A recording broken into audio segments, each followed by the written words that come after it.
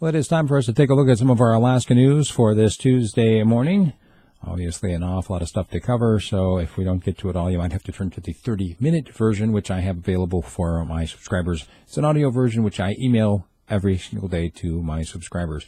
So let's take a look at some of the headlines. At least, by the way, when I say 30-minute, I'm talking about a lot more detail than just what you're getting now. Headlines, at least, there was a home invasion in Soldotna on Sunday night. Not a lot of details going out about it in terms of what actually happened. The reports came in at about 8:47 or so. Troopers and Central Emergency Services responded, but the investigation has been handed over to the Alaska Bureau of Investigation. Another investigation continuing is the 17-year-old who was murdered in the Government Hill area of Anchorage has been identified by family members as Jesus Pereira. His family basically saying that he had told his dad right around midnight that he was going down to the store. Dad went to follow him and basically watched his son get murdered. Whoever it was that did the action, two people met up with Jesus and ordered him to the ground, frisked him, and then shot him in the back. It was caught on surveillance video from a nearby house as well. There was an avalanche in British Columbia that has killed an Anchorage woman who was down there vacationing, and 3 people were picked up for burglary and criminal mischief for squatting inside a vacant Anchorage rental home last week. Apparently, somebody called me and they said, like, hey, this house next door is vacant. It's a rental, but there's somebody in there.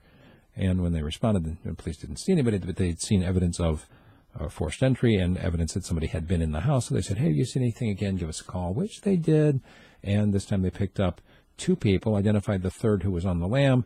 They caught up with him at a nearby house in a car with an elderly woman. Apparently, he had gone to the door, and they didn't know what was going on. They had no idea this fellow was involved in a criminal activity, and she was giving this guy that she didn't know a ride.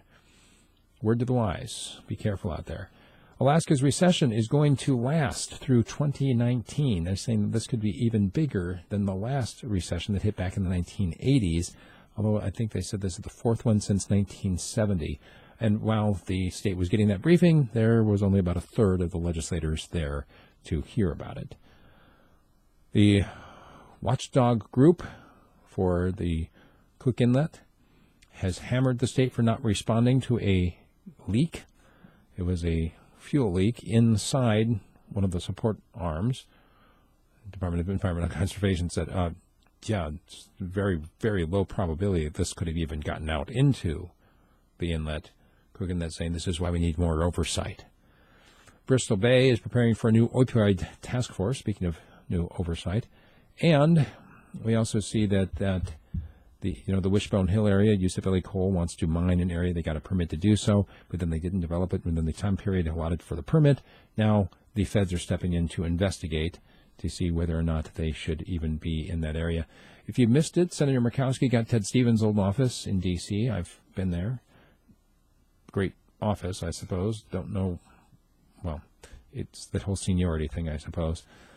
And lastly, in less than 2 weeks until race time, and Yukon Quest mushers are getting their food drops ready.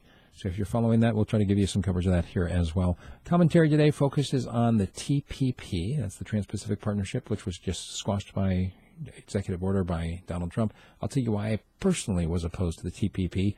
I don't think a lot of people who are opposed to it know why they were opposed to it. It's just like, well, Donald said he'd get rid of it. Yay, Donald. Well, so did Bernie Sanders.